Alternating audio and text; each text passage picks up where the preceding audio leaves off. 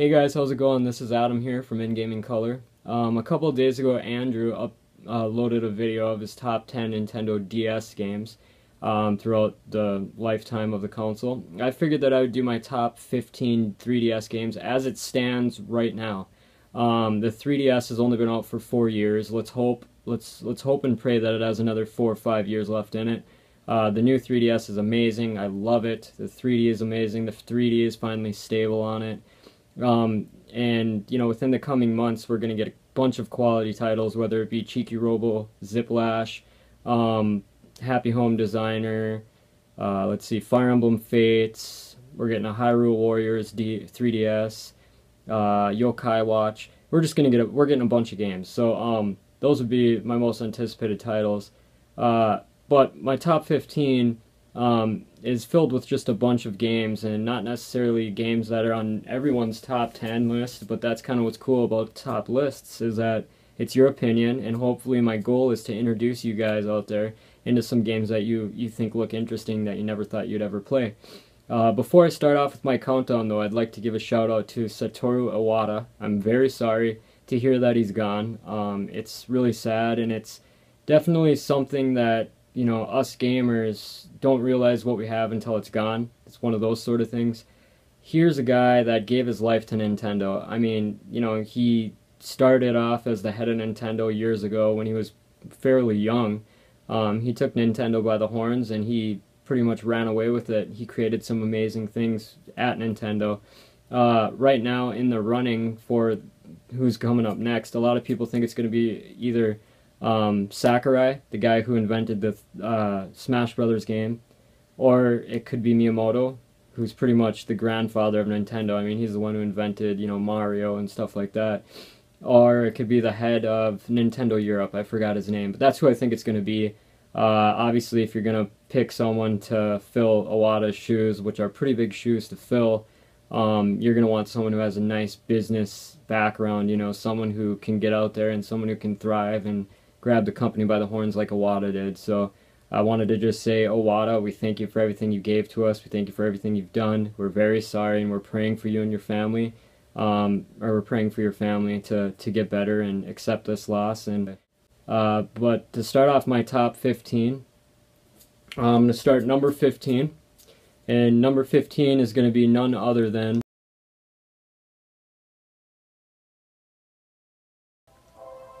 Star Fox 64 3D.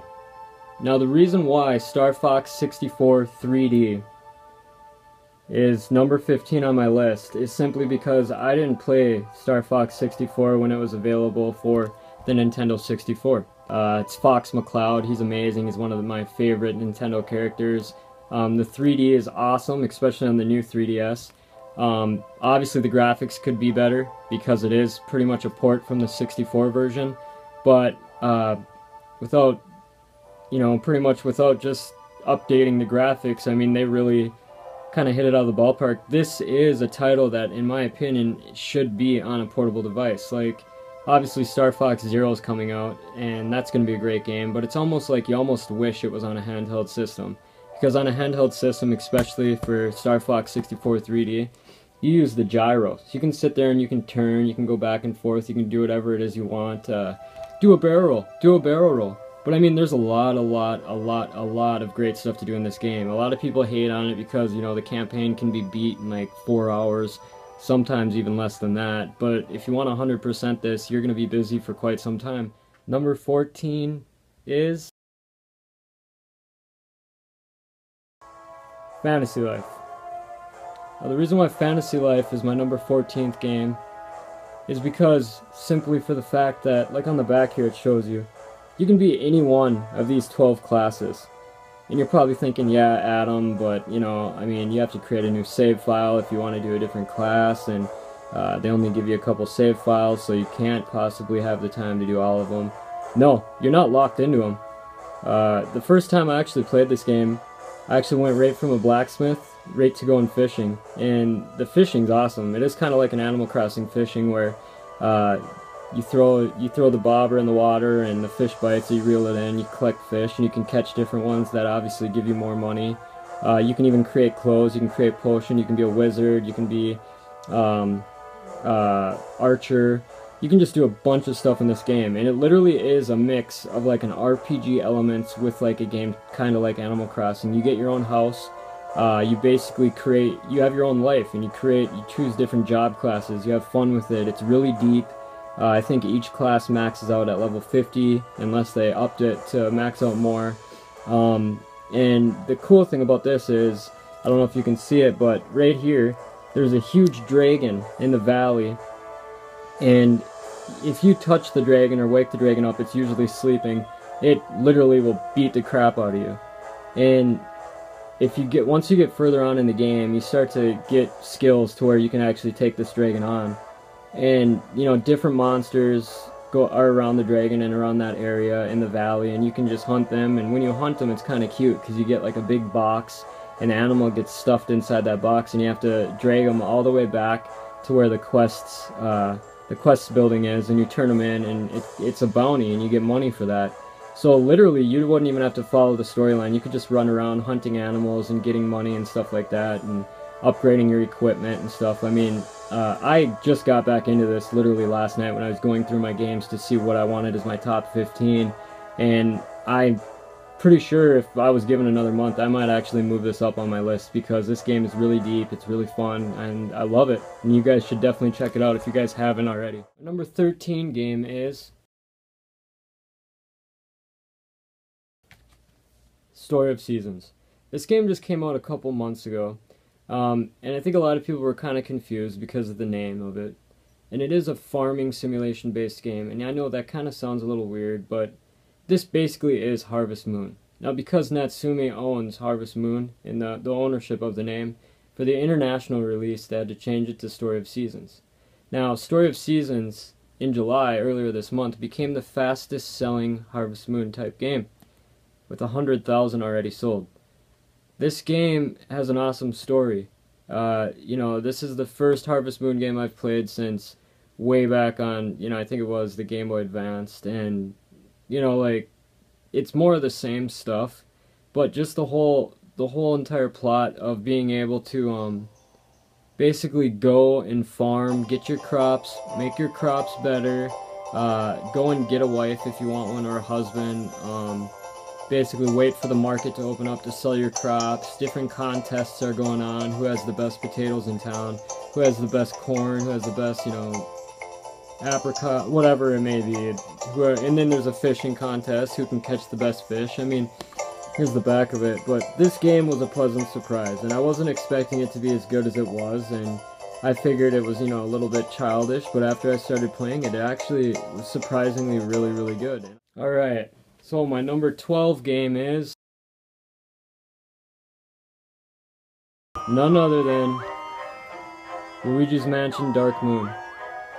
Now, I know I'm probably going to get a lot of hate for this because a lot of people have it up there near their top 5. But for me, it got a little bit repetitive.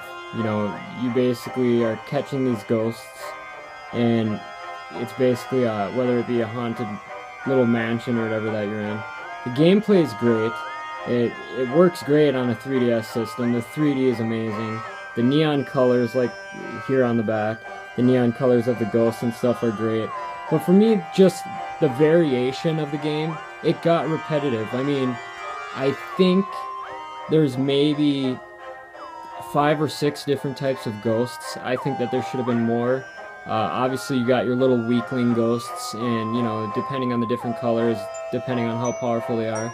It's really unique in terms of how, you use the vacuum and everything, and you actually have to look underneath rugs and everything to find coins and to find different types of keys and stuff, and bones or whatever it may be that you have to try to lure the ghosts out and get into different secret compartments and stuff. But it got to the point to where, it's the same thing over and over again. The levels are great, the level design is amazing, but it just got a little bit repetitive for me, so that's why it's not higher up on the list. But it is a great game. I mean, honestly, I would say that if you don't have a game, and you're a regular, like Mario, Luigi type fan, I would definitely pick up Dark Moon. If you liked the Luigi's Mansion on the GameCube, you will definitely like this game, because in my opinion, it's better than the one on the GameCube. The multiplayer is amazing. I mean, you can do some multiplayer games with up to 3 other people. I think it's a total of 4. And you kind of play like mini games and stuff like that, which is really, really cool. It's a great game, and it's a good game to kill some time on. Alright, and my number 11 game is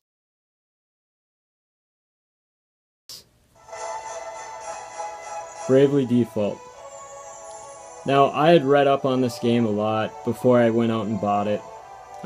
People were telling me it was one of the best RPGs, like a Final Fantasy game.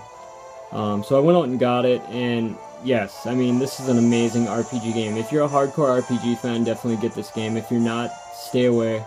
I don't know. I mean, maybe if you're just a little bit into RPGs and want to dip your toes in, this necessarily isn't the best game to do that.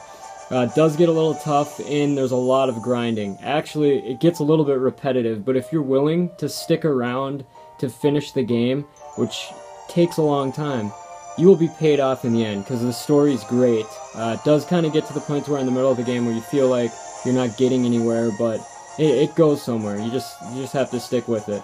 So this game, it would be higher up on my list, but like I said, you know, just the whole grinding in there, I'm not a fan. I mean, I like grinding, but it has to be it has to keep it fresh, and in this there are times when it gets a little old. And it's one of those games where if you stop and take a break, you'll probably not pick it up for a while. At least that's how I was with it.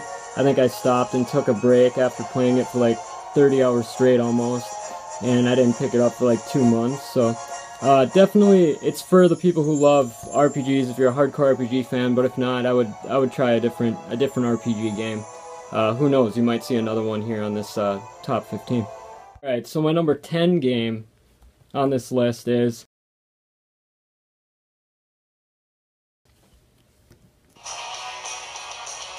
Tales of the Abyss. Now, I've been looking for this all over. This is actually a fairly rare game on the 3DS, from what I hear anyways. This is one of the best RPG games that I've played. The reason why it's not higher on the list is because there are just more games out there on the 3DS that I like.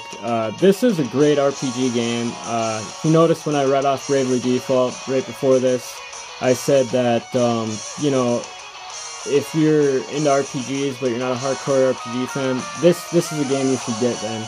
This game's a little bit more mellow. The story's great. The characters are amazing. The gameplay is really interesting. The graphics are actually pretty good. This game originally came out, I think it was on the PS2.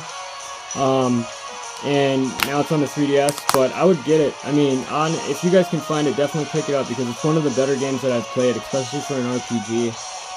I'm obsessed with RPGs on handheld systems, and this is one of the better ones. It really is. I'm a big Tales of fan, and this is a great game, so definitely check out Tales of the Abyss if you can find it. Alright, my number 9 game is